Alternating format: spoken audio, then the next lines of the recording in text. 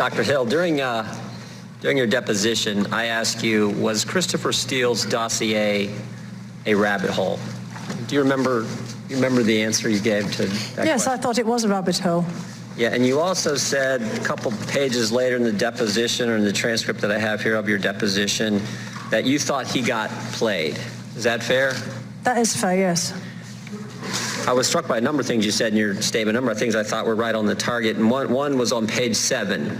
You said this: President Putin and the Russian security services weaponize our own political opposition research.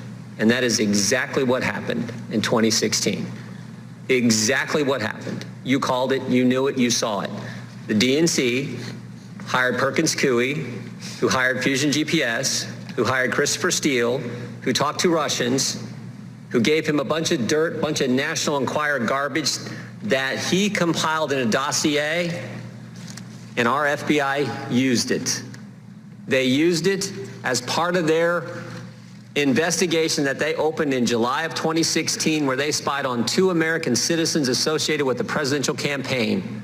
My guess is that's probably never happened in American history, and exactly what Dr. Hill talked about is what happened in 2016. Exactly what she talked about. And for 10 months, Jim Comey and his team did an investigation.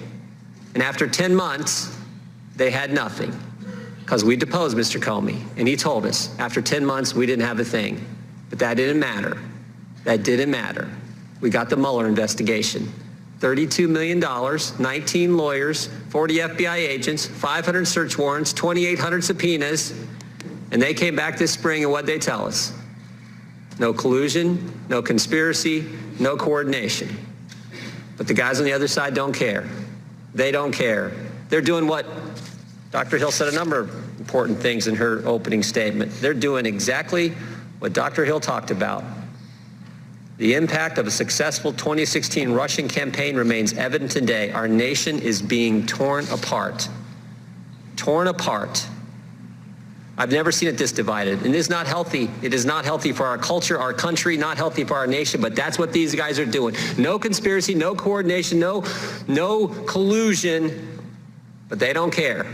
Now this whole impeachment thing, as the witness said yesterday, without an announcement from Zelensky about an investigation, they weren't going to get a call with the president, they weren't going to get a meeting with the president, they weren't going to get aid from the United States. But guess what? Ukraine, they got the call, they got the meeting, and they got the money, and there was never an announcement of any type of investigation. But they don't care. They're going to move forward. There's going to be some kind of report. They're going to send I assume, something to the Judiciary Committee, and the process is going to go forward, and there'll be a trial in the Senate, all based on some anonymous whistleblower who came forward with no firsthand knowledge, who's biased against the president, who worked with Joe Biden. Now all this. Now all this. This is, Dr. Hill's right. She said it. We got to stop this. But they're not going to. And they're doing it all 11 and a half months before the next election. And I think maybe the most telling thing is what the Speaker of the House said Sunday. Speaker of the House said Sunday. This is scary. Speaker of the House said Sunday.